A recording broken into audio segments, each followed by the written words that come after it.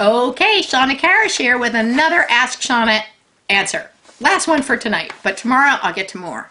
Okay, this one is from Katie, and Katie says, "Hi Shawna, I have an aged mare who's at least 60% blind and will eventually be fully blind. I've had some success with clicker training. I've just started working on target training, but I'm trying to plan on a time when she can no longer see. Do you have any suggestions for an alternative to the visual target for a blind horse?" Katie, I want to applaud you for sticking with her and working to make her transition to not being able to see a more comfortable one, and sticking by her. People nowadays, horses are so much more disposable than I'd ever like to see, and I love that you're sticking with her and you're going to do everything you can to keep her as comfortable and, you know, mentally balanced as you can, as you know, psychologically healthy. So I applaud you for that. So yay, thank you.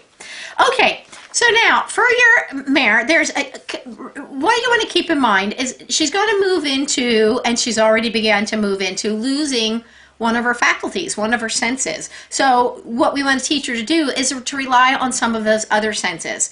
So one of the things I would start doing right now while she can see, so she can put it together with a visual and she knows what that is, so later as the one component leaves, we still have this one thing that keeps it very, it's become associated with it as well, is I would start putting a scent of some sort on the target so that she can see it, she can smell it, all those things will become a vision in her head that later she can't visually see it. She knows, she gets a concept of what she is reaching towards and what to do with it.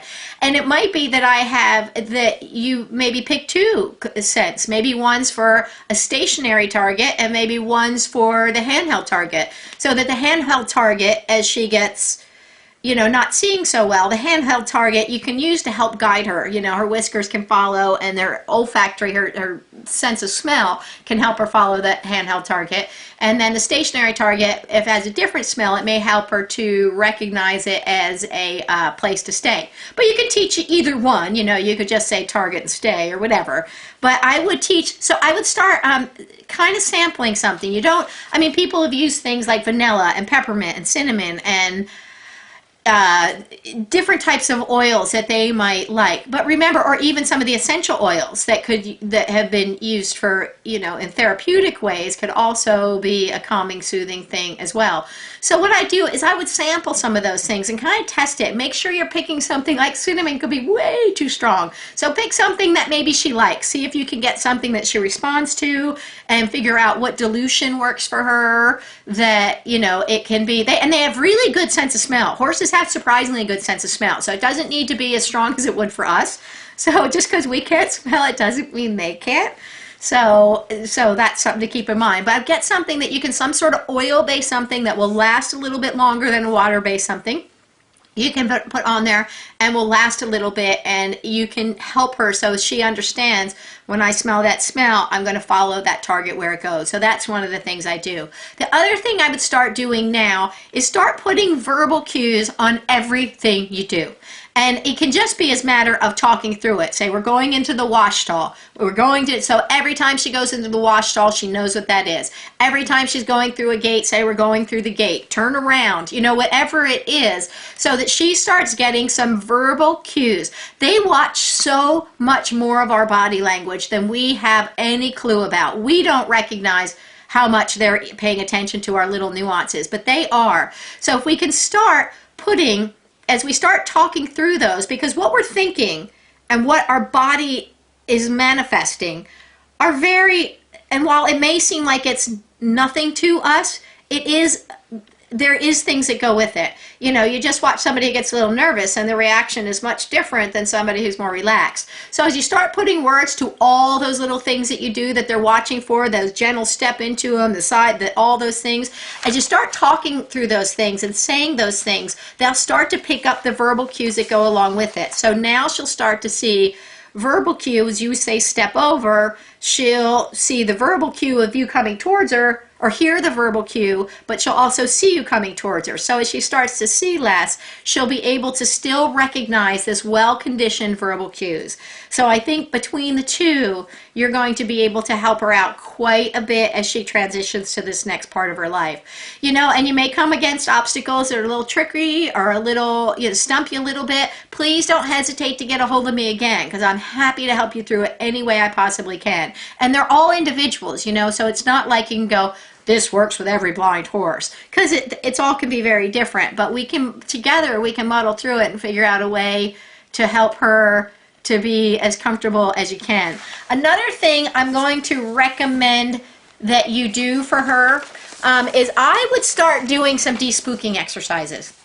Now, it seems, you know, she might not be a spooky horse, but these exercises, it's just a, you know, it's a systematic desensitization. Her world is going to change, and she's going to encounter things she doesn't know and she can't see and she doesn't understand. At this point in time, I mean, she processes them with a fair share of visual acuity, you know, so she may process things more visually than we know. So as we can start teaching her to do the systematic desensitization with the de-spooking situations, bring her to strange things, new things, unusual things, bring them to her, take them, you know, take them to her. And I would, in my de-spooking DVD, I do things like the, I don't know why that gets all kind of orange looking. But anyway, so with the de-spooking DVD, what I did is I did things like trying to get the, bringing things that would challenge them auditory wise, things that would challenge them visually, things that would challenge them tactily, things that would challenge, you know, so there was a lot, or movement, things, so things they could get used to, different elements, so we could help and get them better about those components. And I think, and what it basically does in the long run, it prepares them for things that we've never even dreamed up. And so, you know, a partridge flying out of the brush becomes something that a horse knows how to deal with comfortably and calmly. Even though we couldn't prepare for that specific incident, what we've done is taught the horse that new things, unusual things, foreign things equal good. So that when new things came up, instead of going, oh my gosh, what is that? That she'll go, I don't know what it is, but it all ends up being good. And so I think it'd be a really good tool for helping her to get acclimated to learning that new things are good things. So I strongly recommend that. I do have a de-spooking DVD. Well, it's a 6-part DVD. It's a whole big thing. But any de-spooking exercises will help. So that's one of the things I'm also going to strongly recommend. While she can still see, she can just learn new and unusual is good. It's not bad. It's not something to fear. And I think that will help a lot, building her boldness and her confidence and her trust in you and the things you bring to her, and the trust in the world, and that things are going to be okay. So I think that that's really important. And I would incorporate anybody else who's going to handle her to understand some of these components, so that she can say that it's not just you, but other people are also good, and they understand how to handle her as well. Anyway, so Katie, I really appreciate your getting a hold of me, and I hope these tips help. I really want to hear about your progress and how she's doing, and where you know, how it all goes, and when you hit stumbling blocks, I really want to be here to help you through them. Okay? So, if you or anybody else has questions, please don't hesitate to get a hold of me at shawnakarrasch.com or askshawna.com. And until next time, enjoy getting your horse on target. Bye.